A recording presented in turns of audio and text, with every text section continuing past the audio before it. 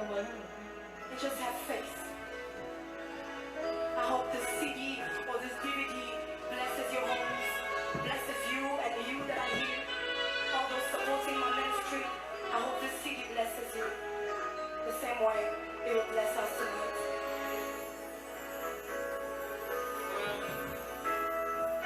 El Shalom, El Salut, tu m'abandonneras pas. El Rachum, El Elyon, tu ne m'abandonneras pas. El Rachum, El Salut, tu ne m'abandonneras pas. Malgré mes fautes, même mes faiblesses, je sais que tu es là. Tu ne m'abandonneras pas. Tu ne m'abandonneras pas. Tu ne me délaisseras pas. Tu ne m'abandonneras pas.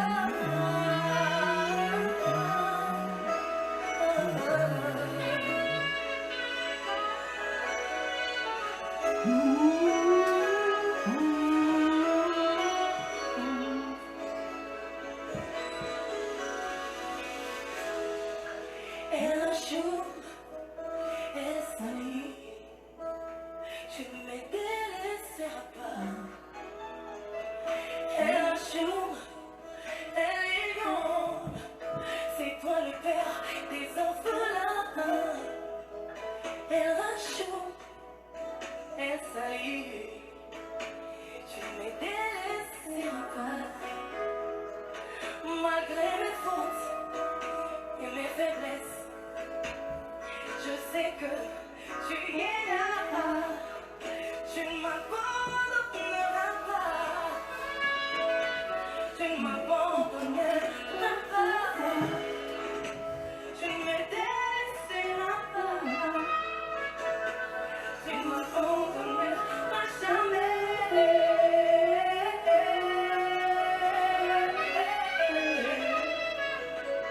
Je le chante.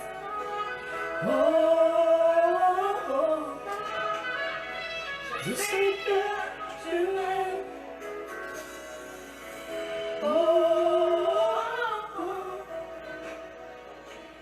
Je sais que tu es là. Oui, tu vois mes larmes.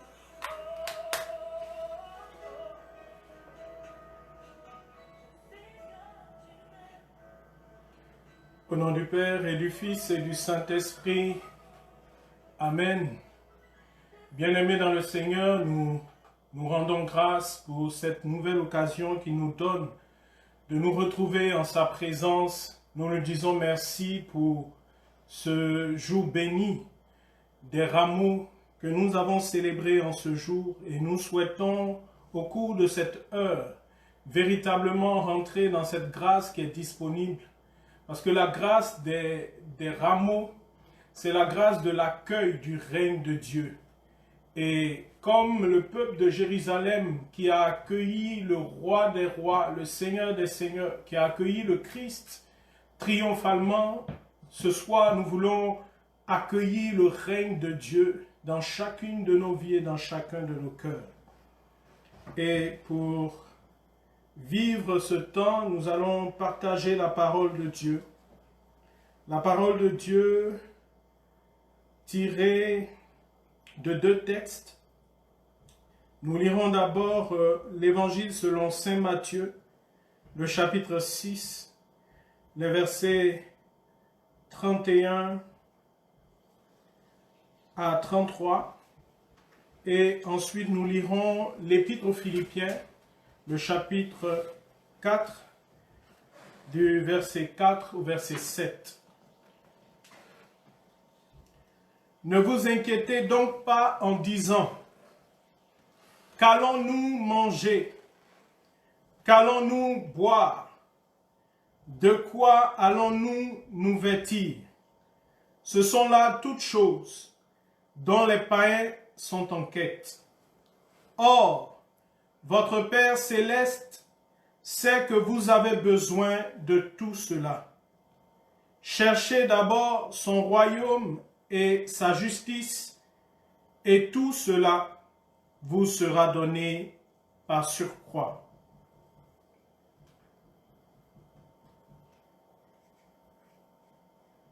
Philippiens 4, à partir du verset 4. Réjouissez-vous sans cesse dans le Seigneur. Je le dis encore, réjouissez-vous. Que votre modération soit connue de tous les hommes. Le Seigneur est proche. N'entretenez aucun souci, mais en tout besoin, recourez à l'oraison et à la prière. Pénétrez d'actions de grâce pour présenter vos requêtes à Dieu.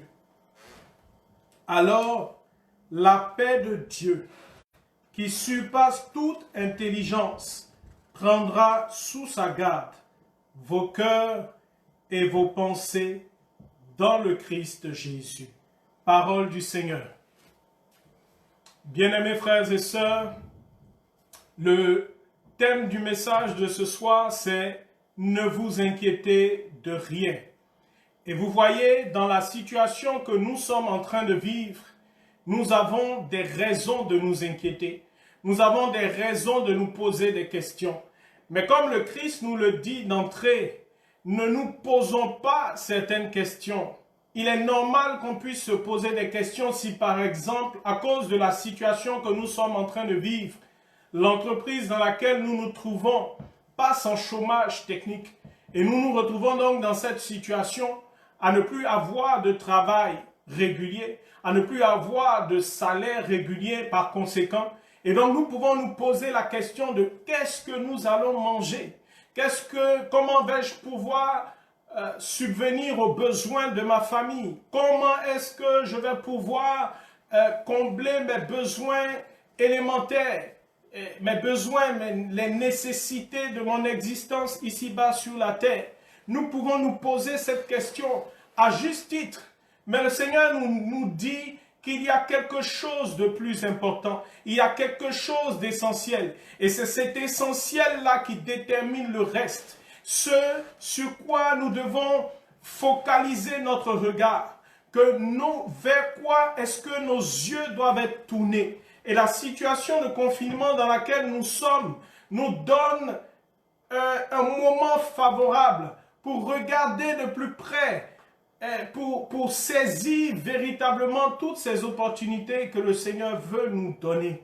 Et je crois pour ma part que Dieu, même s'il n'a pas voulu ce moment, forcément l'a permis, et au travers de ce moment, il est en train d'ouvrir de nouvelles portes, de nouvelles opportunités pour chacune de nos vies.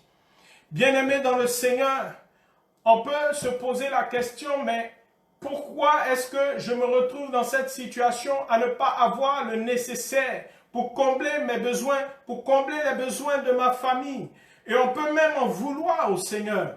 Et on peut justifier le fait de s'inquiéter. Mais pourtant, le Seigneur nous dit, ne vous inquiétez pas. Et je le disais en ouvrant ce moment, cette heure du Christ, que nous sommes le dimanche des rameaux, le dimanche où nous accueillons le règne de Dieu. Et voilà que dans ce passage, le Seigneur nous dit que ce que nous devons rechercher, c'est le règne de Dieu. Ce à quoi nous devons aspirer, c'est le royaume, c'est le règne de Dieu. Et qu'une fois que nous avons accès à ce règne, dans ce règne, nous trouvons tout ce qui est nécessaire pour nous. Une fois que nous nous focalisons sur l'essentiel, le reste nous est donné en surabondance. Le Seigneur nous apprend, et nous l'avons vu également la semaine dernière, au travers du Christ que nous recevons. À chaque fois que nous nous approchons du Christ, à chaque fois que nous laissons le Christ prendre toute sa place, prendre son règne à l'intérieur de nous, effectivement, la gloire, l'autorité, la seigneurie et le pouvoir de ce Christ, la royauté de ce Christ devient une réalité dans chacune de nos existences. Nous devenons enfants de Dieu. Et c'est pourquoi le Seigneur, dans le passage de l'évangile que nous venons de lire, il nous dit, mais comment est-ce que vous pouvez croire? Comment est-ce que nous pouvons penser que ce Père aimant, ce Père merveilleux, ce Père excellent ne pourrait pas nous donner ce dont nous avons besoin? C'est vrai, nous avons des besoins. Et ces besoins sont constants, sont quotidiens. Mais le Père nous dit, le Seigneur nous dit, il dit, mais vous-même qui êtes mauvais, vous savez donner de bonnes choses à vos enfants. Mais combien plus le Père des cieux, celui qui règne éternellement, ne nous donnerait-il pas toutes choses bonnes? Bien-aimés, ce que nous sommes en train de vivre, cette situation que nous sommes en train de vivre, cette difficulté, cette détresse apparente, c'est une occasion, c'est une opportunité pour le Seigneur de nous faire passer à un autre niveau. Nous l'avons vu il y a 15 jours, l'épreuve dans notre vie est un prétexte de la part du Seigneur pour nous ramener à lui et pour nous faire passer à une autre étape. Bien-aimés, regardez le monde, dans le monde où nous sommes, il y a des saisons. Et nous, pour ce que nous sommes en train de vivre, la saison de l'hiver s'en est allée. Et voici que le printemps arrive.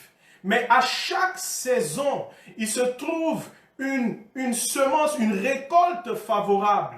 Il y a des semences, il y a des denrées, des produits, des fruits qui vont éclore, qui vont être récoltés en hiver. Il y en a d'autres qui vont être récoltés au printemps. C'est le signe, et c'est la manière du Seigneur de nous dire qu'il y a une époque qui est passée dans notre vie. Il y a une saison qui est passée dans notre vie. La saison où peut-être nous avions cet emploi rémunéré. La saison où nous étions dans cette société précise. Mais voilà qu'une autre saison s'ouvre. Et que dans cette saison, il y a une autre récolte qui est disponible. Il y a une autre denrée alimentaire qui est disponible. Il y a un autre fruit que le Seigneur attache à cette saison. Mais pour que nous puissions saisir, pour que nous puissions rentrer dans cette opportunité, il faut que nous soyons attachés au Seigneur. C'est ce que le Seigneur dit dans le psaume 1. Il dit, celui qui craint le Seigneur, celui qui marche avec le Seigneur, il est comme un arbre qui est planté près d'un ruisseau. Il donne du fruit en sa saison. Donc, peu importe que les saisons changent, ce qui importe, c'est que l'arbre soit planté près du ruisseau, près du Seigneur, près du Christ, près du roi des rois, du Seigneur des seigneurs. Et tant que l'arbre continue à être connecté à la source, tant qu'il continue de recevoir sa sève nourricière, sa vie, parce que ses racines sont plantées dans le ruisseau, tant qu'il est dans cette position, peu importe les circonstances qui se passent autour, peu importe les saisons qui changent, à chaque saison, il trouve la récolte favorable, il trouve les nutriments nécessaires, il trouve la vie dont il a besoin pour pouvoir produire du fruit et un fruit qui soit abondant. Le Seigneur nous parle parce que dans cette situation de confinement, certaines personnes se retrouvent dans la solitude. Mais le Seigneur ne nous a pas abandonnés. Le Seigneur est toujours présent. Et c'est ça le mystère glorieux de ce Christ qui vient se présenter à nous. Ce que le Christ apporte dans le monde, c'est que nous n'avons plus besoin d'être quelque part. Nous n'avons plus besoin d'être sur une montagne pour bénéficier de la communion avec le Seigneur. Et c'est là tout le message du Seigneur à la femme samaritaine. Ce n'est plus une question de se retrouver sur telle ou telle montagne. Ce n'est plus une question d'être sur le mont Garizim ou d'être sur la montagne de Sion. Il dit, il faut que les véritables adorateurs adorent le Seigneur Dieu en esprit et en vérité.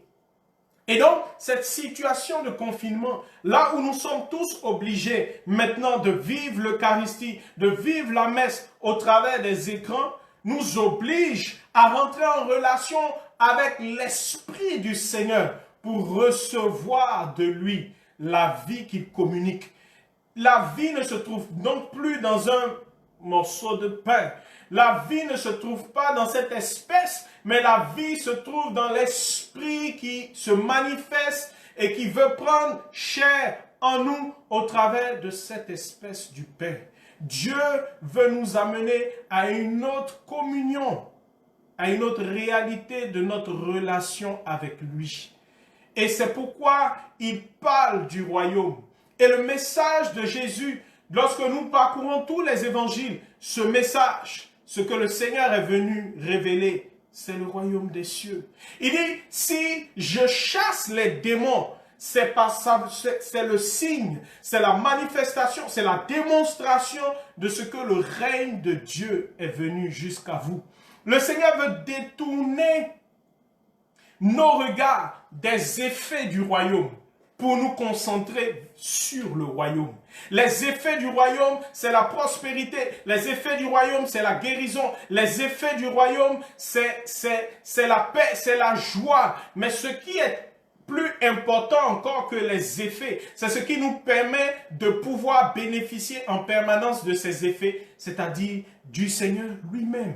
C'est pourquoi il dit, cherchez d'abord le royaume. Le royaume, c'est une personne qui s'appelle Jésus-Christ. Le royaume, c'est ce Christ qui est venu au milieu de nous. Il est venu nous montrer le royaume.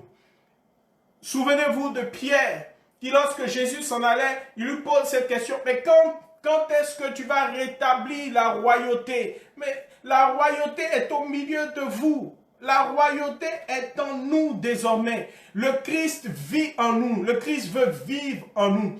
Et cette situation de confinement est une occasion extraordinaire de pouvoir nous débarrasser de tous les bruits extérieurs, de pouvoir nous débarrasser de toutes ces circonstances qui étaient comme une distraction et qui nous détournaient de l'essentiel qui est le règne de Dieu, qui est le royaume de Dieu, pour que nous soyons concentrés sur l'essentiel du règne de Dieu, la présence vivante de Christ en nous. C'est là que le Seigneur veut nous amener.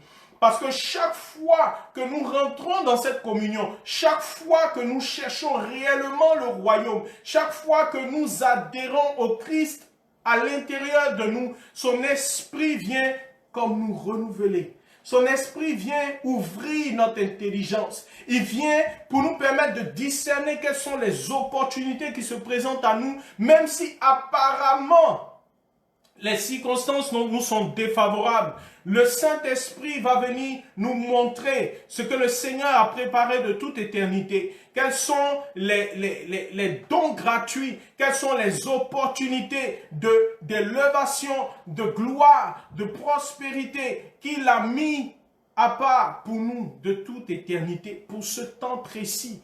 Et lorsque nous saisissons, nous rentrons dans cette communion, nous voyons les choses plus clairement. Chaque fois que nous sortons des ténèbres de ce monde pour nous approcher de la lumière du royaume, parce que la lumière, c'est Jésus-Christ. Il a dit, je suis la lumière du monde. Jean chapitre 8, verset 12, je suis la lumière du monde. Et chaque fois que nous détournons nos regards des circonstances, des ténèbres du dehors, pour les focaliser sur la lumière intérieure du Christ vivant en nous, nous percevons plus clairement les choses. Et c'est ce que le Seigneur attend de nous. Et c'est pourquoi le Seigneur nous a donné cette opportunité extraordinaire dans ce temps de carême pour nous rapprocher de lui.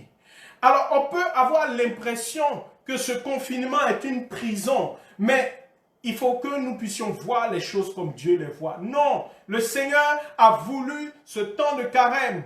Comme chaque année, il a voulu que ce temps de carême soit pour nous un temps de retraite. Une retraite. Il dit, je la conduirai au désert et je parlerai à son cœur.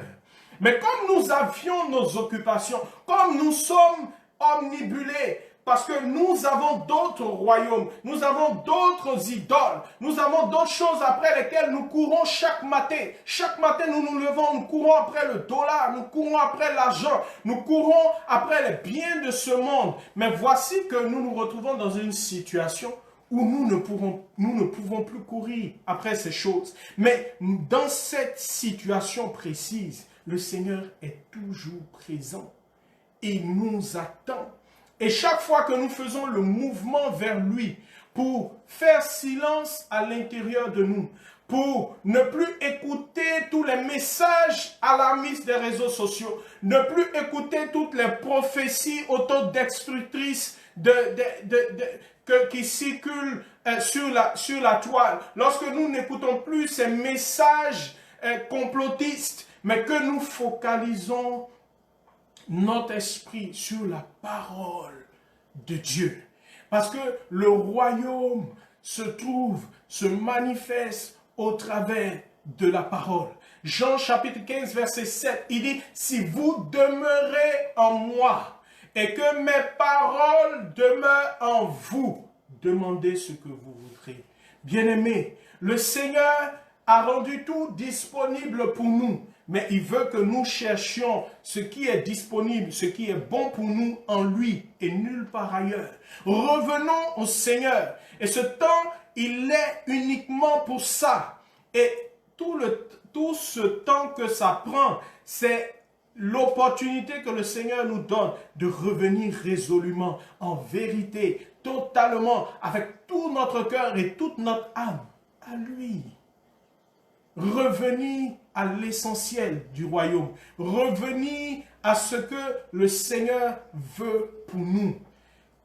Revenir à la volonté de Dieu, que son règne vienne sur la terre. Mais pour que son règne vienne sur la terre, ce règne sur la terre va se faire au travers de toi et de moi. Parce que Christ, désormais, est assis à la droite du Père. Il n'a plus de corps pour pouvoir se mouvoir sur la terre. Il n'a plus de main. Il n'a plus de bouche pour parler. Il n'a plus de pieds pour se déplacer. Il veut passer au travers de toi. Mais si tu ne l'accueilles pas, si tu ne t'offres pas à lui, comment est-ce qu'il pourra déployer sa gloire? Comment est-ce qu'il pourra manifester son règne au monde? C'est au travers de toi qui veut le faire. C'est au travers de moi qui veut le faire. C'est au travers de notre vie mise à son service. C'est au travers de cette communion nouvelle, renouvelée en lui par l'Esprit qu'il veut témoigner au monde, manifester au monde sa royauté, sa gloire, sa puissance et son autorité. Et c'est pourquoi l'apôtre Paul nous dit, réjouissez-vous dans le Seigneur. Ne vous inquiétez de rien. Ne laissez pas les circonstances vous détourner de l'essentiel. Le Seigneur a quelque chose pour chacun de nous, même dans cette situation. Dans Genèse chapitre 26, on voit Isaac, le fils d'Abraham, le fils de la promesse, le fils de l'alliance, qui se retrouve dans une situation de manque, qui se retrouve dans une situation de famine, dans une situation de crise. Et dans le pays où il se trouve, tout le monde est en train de partir. Tout le monde est en train de fuir pour rechercher un bien-être meilleur ailleurs. Dans le pays où il se trouvait, il y avait la sécheresse, il y avait la famine. Mais au moment où Isaac voulait suivre le flot, il voulait suivre le troupeau de ceux qui ne connaissent pas le Seigneur, Dieu l'a interpellé à cause de l'alliance qu'il avait avec Abraham. Il lui a dit, Isaac, ne descends pas en Égypte, parce que toi, sur ta vie, il y a une alliance. Bien-aimé, sur notre vie, il y a une alliance qui a été conclue dans le nom de Christ Jésus. Et en vertu de cette alliance, Dieu est obligé de glorifier son nom. C'est à cause de son nom. Il dit dans le psaume 23, il les conduit vers les verts pâturages. Il leur donne le repos à cause de son nom. C'est à cause de son nom que Dieu est obligé de faire. À cause de son nom, Dieu arrête Isaac. Il dit à Isaac, tu ne peux pas descendre comme les autres. Eux, ils n'ont pas de Dieu. Eux, ils n'ont pas de père. Moi, je suis ton père. Et j'ai promis à ton père Abraham de veiller sur toi et de te bénir. De te bénir en toutes circonstances, de bénir ta descendance, de bénir ta postérité. Et donc, qu'est-ce que Dieu fait? Dieu est obligé de contourner les lois naturelles. C'est ce qu'on appelle le miracle. Dieu est obligé de contourner les lois naturelles. Le miracle ne se produit pas à cause de ta prière. Le miracle se produit parce que la royauté de Dieu doit se manifester. C'est pourquoi, lorsqu'on vient dire à Jésus, voici un homme qui est aveugle de naissance, est-ce que ce sont ses parents qui ont péché? Il dit non, ça n'a rien à voir. C'est pour que la gloire de Dieu, c'est pour que le règne de Dieu soit manifesté. Le miracle vient pour manifester le règne de Dieu dans ta situation. Mais pour que ce règne de Dieu soit manifesté, il faut que toi, tu gardes ta position dans le royaume. Il dit donc à Isaac, ne bouge pas, toi, sur ta vie, il y a une alliance. La Bible nous dit, cette année-là, cette année bien précise, la même où il y avait la crise, la même où il y avait la famine, là où tout le monde partait, Isaac sema. Et cette année-là, Isaac récolta au centuple. Et l'Écriture continue pour dire, Isaac devint extraordinairement riche. Isaac devint sauvagement riche. Isaac devint d'une manière exagérée, exagérément riche. Pourquoi? Parce qu'il est resté fidèle à l'alliance. Ce que le Seigneur attend de nous, et ce que l'apôtre Paul nous dit, lorsqu'il dit « Réjouissez-vous dans le Seigneur et n'entretenez aucun souci. » Non, n'entretenez pas le souci, entretenez plutôt la louange. Il dit que avec des actions de grâce, que vos prières, vos supplications soient présentées au Seigneur. Non, nous n'avons pas à paniquer comme ceux qui n'ont pas de Dieu. Nous avons plutôt à rechercher la présence du Seigneur. Parce que tant que le Seigneur est présent, tant que le Seigneur est dans la barque, rien ne peut nous arriver. Rien ne peut nous arriver de défavorable. Tant que nous maintenons notre position et notre relation avec le Seigneur. C'est pourquoi lorsque les disciples viennent à Jésus pour lui dire « Seigneur, apprends-nous à prier. » Bien-aimé, la prière ne consiste pas à demander des choses à Dieu. La prière consiste à soigner cette intimité et cette relation avec Dieu. La prière consiste à soigner notre communion avec le roi, le Christ qui vit à l'intérieur de nous. C'est pourquoi il dit, lorsque vous priez, dites, notre Père qui est aux cieux. Donc, je reconnais ma position de fils et de fille d'abord. Et maintenant, je rends grâce à Dieu. J'élève la royauté de Dieu sur ma vie. Dieu veut que de façon, il ne faut qu'il y ait aucun doute. Que tout le monde sache que c'est Dieu qui règne dans ta vie. C'est Dieu qui règne dans ton cœur. C'est ce que le Seigneur veut. Et c'est pourquoi nous avons ce temps. Et Dieu donne ce temps favorable pour que nous puissions rentrer dans la révélation de sa royauté. Que son règne soit établi effectivement dans chacune de nos vies. Que son règne vienne. Que sa volonté soit faite.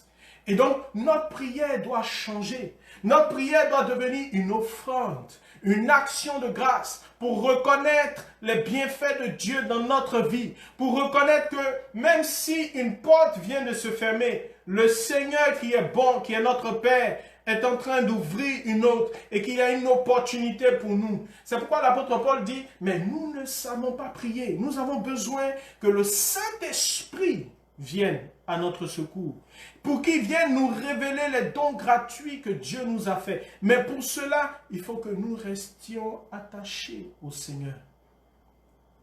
Le psalmiste dira dans le psaume 37, « Fais de l'Éternel tes délices, et il te donnera ce que ton cœur désire. » Chaque fois que nous disons à Dieu, que nous remettons entre ses mains toutes les situations que nous vivons et que celles-ci, malgré ces situations, malgré ces circonstances qui peuvent paraître défavorables, nous continuons à lui rendre la gloire. C'est ça l'action de grâce. À lui rendre la gloire, à reconnaître ses bienfaits dans nos vies, à l'élever, à le louer, donc à lui donner la dignité qui lui revient.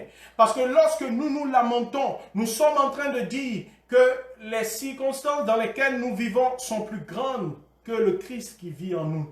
Alors qu'il nous a donné cette parole, celui qui est en vous est plus grand que celui qui est au dehors. Christ en nous, c'est l'espérance de la gloire. Et cette espérance est plus grande que les circonstances apparemment défavorables. Et chaque fois que nous élevons le Christ dans nos vies, chaque fois que nous disons aux circonstances, malgré les circonstances, Seigneur, je viens t'offrir cette circonstance, je ne la comprends pas.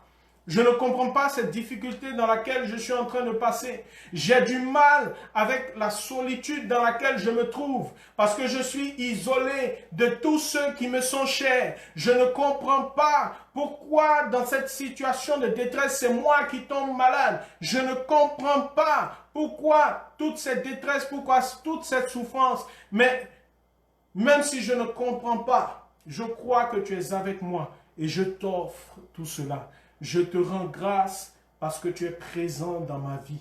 Pendant, la Bible nous dit dans Job, le chapitre 42, pendant que Job était en train d'intercéder pour ses amis, Dieu s'est souvenu de lui et sa condition finale était 100 fois meilleure à celle qu'il avait avant que la détresse n'advienne. Le Seigneur nous donne l'opportunité pour regarder autour de nous. Peut-être que nous, aujourd'hui, nos circonstances sont défavorables, mais regardons autour de nous, regardons dans notre voisinage, regardons dans notre famille, regardons ces personnes qui sont encore plus éloignées de nous, au lieu de nous plaindre de ce que nos enfants sont à la maison et qui font beaucoup de bruit, mais pensons à ceux qui n'ont même pas d'enfants avec eux dans ce confinement. Tous ceux qui se retrouvent tout seuls, pensons à eux et voyons combien de fois est-ce que le Seigneur a été bon. Et rendons-lui grâce pour ces enfants qu'il nous a donnés. Rendons-lui grâce pour cette joie qu'il nous procure. Détournons nos regards du négatif pour les concentrer sur ce qui est bon que Dieu a produit dans notre vie. Et au fur et à mesure que nous le ferons, chaque fois que nous allons non pas regarder à nous-mêmes, mais regarder aux autres, nous allons voir ces opportunités de manifester le règne de Dieu aux autres. Ces opportunités d'apporter le réconfort à un voisin qui a plus de 70 ans et qui est isolé dans sa maison, en lui apportant des vivres. Et le bonheur que nous allons lui apporter va revenir à nous par la bénédiction du Seigneur. Mais Dieu nous donne l'opportunité de détourner les regards de nos propres vies, de détourner les regards de nous-mêmes pour les tourner vers le soleil de justice, vers Jésus-Christ, vers lui. C'est lui qui est la vie. C'est lui qui veut nous communiquer sa présence. Dieu veut détourner nos oreilles de ce que nous entendons et qui nous empoisonne, qui nous épuise, qui nous angoisse, qui nous panique. À couper la télévision et ses mauvaises nouvelles. Détournez-vous des réseaux sociaux. Plongez-vous dans la parole de Dieu, dans l'évangile de la bonne nouvelle du royaume. Dieu a un message de paix pour nous. Dieu a un message de bonheur pour nous. Dieu a un message joyeux pour nous. Dieu a un message d'espérance, un message réconfortant. Et c'est ce que l'apôtre Paul dit. Il dit, mais en rendant grâce à Dieu, en n'entretenant aucun souci, en présentant au Seigneur toutes nos supplications et toutes nos prières, c'est là que le Seigneur viendra garder nos cœurs et nos pensées en Jésus-Christ. La paix se trouve en Christ, la vie se trouve en Christ. Il faut que nos regards, il faut que notre attention il faut que nos désirs soient tournés vers lui. Le monde nous avait habitués à focaliser nos désirs sur autre chose, sur la recherche de l'argent. N'avait focalisé nos désirs sur des sorties. On pensait que le bonheur, le divertissement ne pouvait se trouver que si nous allions au parc ou si nous allions au cinéma. Mais voilà que cette situation nous oblige à nous retrouver à l'intérieur. Mais dans cette situation, le Seigneur a toujours une joie disponible pour nous. Il a toujours une paix disponible pour nous. Il a toujours un message de bonheur pour nous. Il y a toujours une opportunité à saisir pour nous. Quand il ferme une porte, apparemment, il y en a une autre qui s'ouvre et meilleure et encore abondante. Mais pour pouvoir la discerner, pour pouvoir nous rendre compte de ce que le Seigneur est en train de faire, il faut que nos cœurs et nos pensées soient en lui. Il ne faut pas que nos cœurs et nos pensées soient ballottés par tout vent de doctrine, soient ballottés par toutes sortes de prophéties, soient ballottés par toutes sortes de paroles, de messages plus contradictoires les uns que les autres, plus complotistes les uns que les autres, que toute vidéo détournée sur le net vienne saper notre morale, vienne changer l'état de notre humeur. Mais qu'en toute chose, nous restions focalisés sur le Seigneur. C'est pourquoi le Seigneur veut élever notre âme. Il veut que nous puissions élever notre âme aux réalités d'en haut. Que nous puissions garder le regard fixé sur Jésus-Christ, lui qui est l'auteur et le consommateur de notre foi. Pierre, un jour, fait cette expérience où, pendant qu'ils étaient dans la barque, Jésus vient à eux en marchant sur les eaux. Ils prennent peur parce qu'ils ne connaissent, ils ne comprennent pas cette réalité glorieuse. Le Seigneur dit, c'est moi. Pierre dit, si c'est toi, ordonne que je puisse venir à toi sur les eaux. Jésus lui dit, viens. Et la Bible nous dit que Pierre se met à marcher sur les eaux. Pierre se met à défier les lois naturelles. Mais subitement, lorsque le vent s'est levé, Pierre détourne son regard de Jésus et il se laisse distraire par le vent. La Bible dit qu'automatiquement, ce Pierre qui marchait sur les eaux, par la puissance du royaume manifesté au travers de la parole de Christ qui lui a dit « Viens », a commencé à se noyer. Bien-aimés, chaque fois que nous détournons notre regard de l'essentiel, chaque fois que nous détournons notre regard du Christ, chaque fois que nous détournons notre regard de celui-là qui est notre vie, c'est là que nous commençons à décliner, c'est là que nous commençons à nous perdre, c'est là que nous commençons à nous noyer. Revenons au Seigneur. Revenons au règne de Dieu. Proclamons que Jésus-Christ est l'unique Seigneur de nos vies. Laissons-le régner effectivement dans nos cœurs et dans nos vies. Bien-aimés, l'occasion nous est donnée au travers de cette situation de confinement de laisser Jésus-Christ devenir ou redevenir le roi dans chacun des domaines et des aspects de notre vie. Il se peut qu'il y ait des domaines de notre vie où nous ne l'avons pas laissé régner. Le Seigneur veut régner dans notre vie maintenant, mais il veut régner dans tous les domaines de notre vie.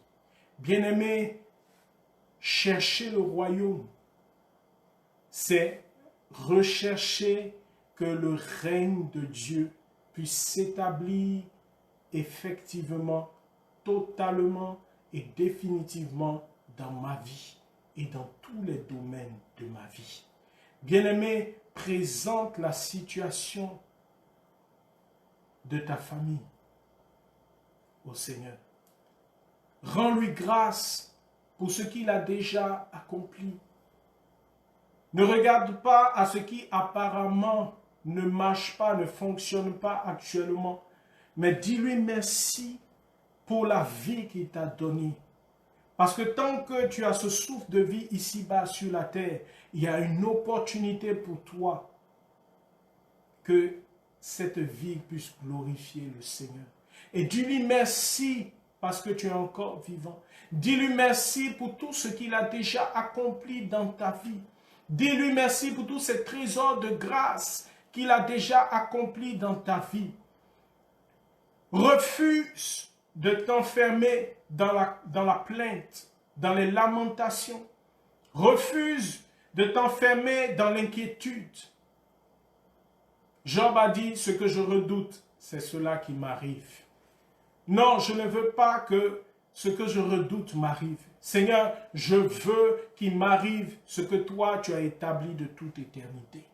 C'est pourquoi je veux faire de toi mes délices. C'est pourquoi je veux détourner mon regard de ce monde pour le concentrer sur toi. C'est pourquoi je veux, au travers de ton esprit qui est présent, ton esprit qui est vie, ton esprit qui illumine les yeux de mon cœur, je veux discerner les opportunités que tu rends favorables pour moi. Bien-aimé, j'ai été béni par un témoignage que nous a donné notre père archevêque, Monseigneur Lépine, l'archevêque de Montréal. Au cours de son homélie, à la fin de la messe des rameaux, il dit qu'une fois, un monsieur est venu vers lui et lui a dit qu'il rend grâce à Dieu pour avoir été renversé par un camion il y a de cela 5 ans. Il lui a dit ça 5 ans après, mais c'est vrai que tout de suite, il n'a pas vu ce que Dieu faisait. Mais ce monsieur lui a dit, mais donc l'archevêque lui demande, mais comment est-ce que tu vois cette grâce au travers de cet accident qui t'est arrivé? Il dit, j'ai passé 1 an à l'IT. J'ai passé 1 an à l'hôpital dans la maladie. Mais pendant cette année, le Seigneur m'a permis de me focaliser sur ce qui était essentiel. Pendant cette année, le Seigneur a permis de restaurer ma famille. Et mes relations avec tous les membres de ma famille sont sorties renouvelées et meilleures. Le Seigneur a permis qu'au sortir de ce temps, ma condition soit beaucoup plus favorable que ce qu'elle était avant. Et donc, au bout de ces 5 années, cette personne s'est rendue compte que dans ce qui pouvait paraître un malheur, dans ce qui pouvait paraître un désastre, une détresse, le Seigneur était toujours présent. Bien-aimé, le Seigneur ne se réjouit pas de notre douleur ou de notre mal. Mais je veux te dire une parole d'espérance ce soir. Dans ce que tu vis, continue à rendre grâce à Dieu. Continue à rechercher la face de Dieu. Continue à faire de ta vie, de tes désirs, de tout ce que tu recherches, les délices, de tes délices, le Seigneur. Continue à garder tes yeux fixés sur le Christ. Et de ce que tu vis, le Saint-Esprit va faire jaillir quelque chose de bon. De la douleur que tu es en train de vivre en ce moment, le Seigneur va faire sortir quelque chose d'encore plus excellent, d'encore plus merveilleux. C'est pourquoi je voudrais qu'ensemble nous puissions prier. Qu'ensemble nous puissions regarder à l'intérieur de nous. Que nous puissions élever nos voix vers le Seigneur pour lui dire merci. Pour lui dire merci pour la vie qu'il nous a donnée. Pour lui dire merci pour le privilège que nous avons de le connaître. Pour le privilège que nous avons d'avoir été introduits dans le royaume des cieux. par Jésus-Christ.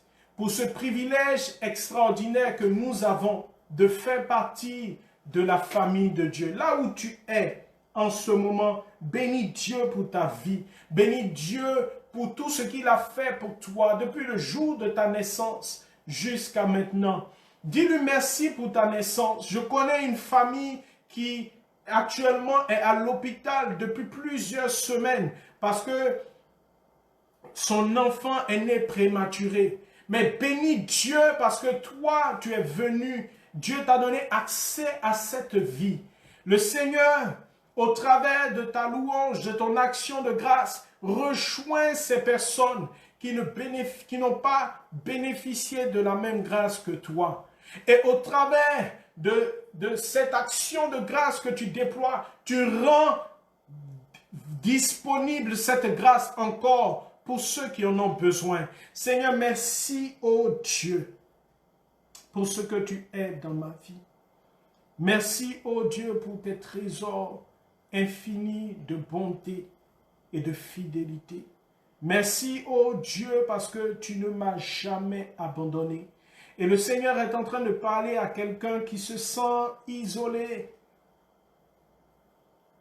Le Seigneur te dit, même si une mère abandonne son enfant, moi, le Seigneur, je ne t'abandonnerai jamais. Et cette personne reçoit en ce moment précis une visitation de la part du Seigneur. Et tu sens une atmosphère glorieuse autour de toi, là où tu te trouves. Là, pendant que tu es en train de vivre cette heure du Christ, le Christ se rend présent à toi.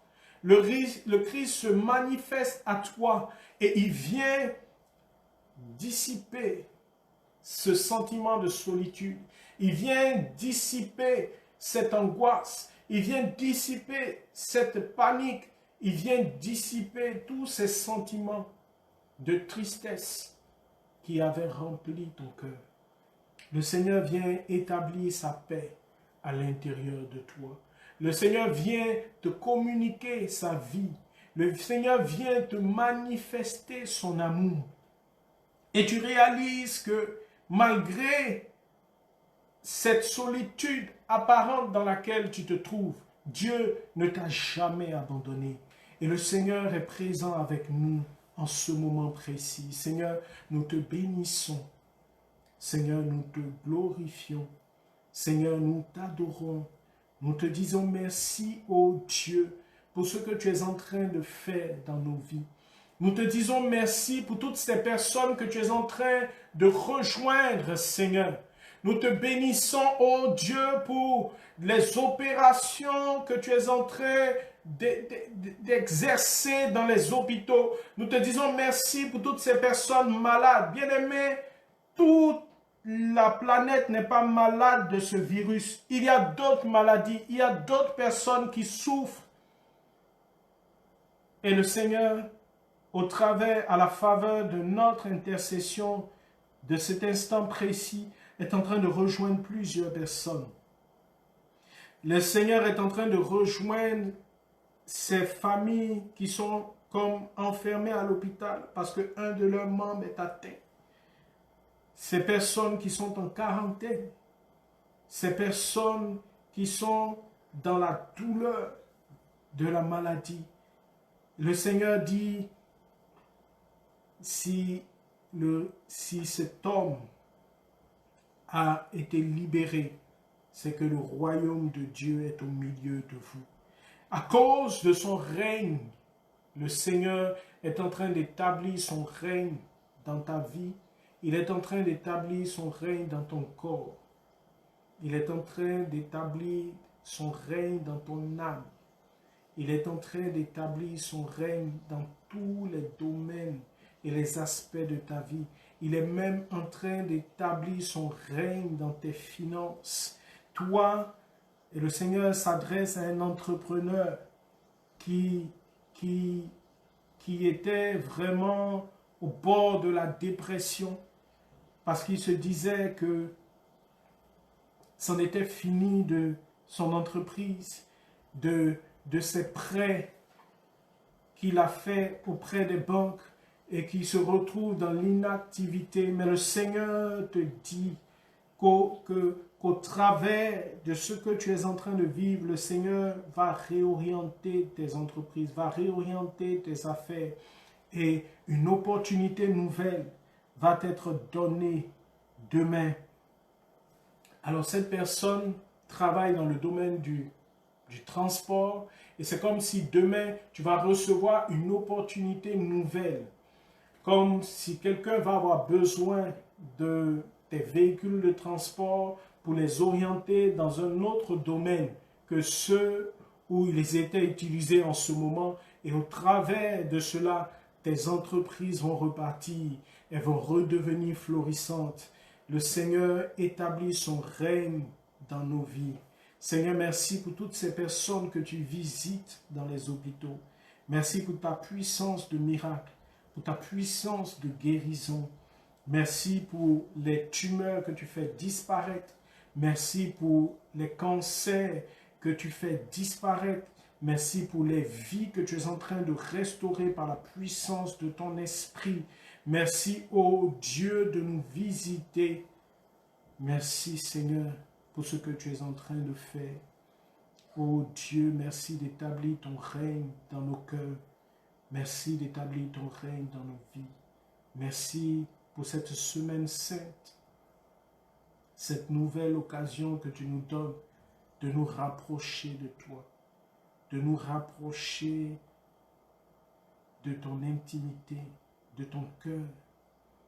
Merci de faire en sorte que les paroles et les pensées de ton cœur soient déversées en nous. Merci d'établir ton règne en nous. Nous te bénissons. Nous t'adorons, nous te glorifions, nous te rendons grâce. Bien-aimés, nous voulons tous ensemble élever cette merveilleuse prière des enfants de Dieu. Nous voulons dire tous ensemble, notre Père, qui es aux cieux, que ton nom soit sanctifié, que ton règne vienne dans ma vie, que ta volonté soit faite sur la terre, dans mes circonstances, dans mon environnement, que ta volonté soit faite comme elle est au ciel. Donne-nous aujourd'hui notre pain, ta parole de vie. Donne-nous aujourd'hui, Seigneur, tout ce qui est nécessaire pour nous. Pardonne-nous nos offenses. Pardonne-nous toutes les fois où nous avons douté de ton amour. Comme nous pardonnons aussi à ceux qui nous ont offensés. Et ne nous laisse pas nous éloigner de toi. Ne nous laisse pas entrer dans la tentation, mais délivre-nous du mal. Car c'est à toi qu'appartiennent le règne, la puissance et la gloire pour les siècles sans fin. Amen. Alors, bien-aimés, je voudrais nous inviter à continuer à nous approcher du Seigneur, à continuer à désirer la présence du Seigneur, à continuer à nous enfouir dans la prière, dans la méditation de la parole de Dieu, à demeurer dans cette joie des enfants de Dieu, pour que la paix de Dieu soit sur nous. Et je vous invite à laisser sur notre page ou en message éventuellement les témoignages, éventuellement les intentions de prière par rapport aux situations particulières que nous pourrons vivre, pour que l'ensemble de la communauté puisse les porter en prière et que le règne de Dieu puisse se manifester dans nos différentes circonstances. En attendant que Dieu nous bénisse et que l'heure de Christ advienne dans chacune de nos vies, au nom du Père et du Fils et du Saint-Esprit. Amen.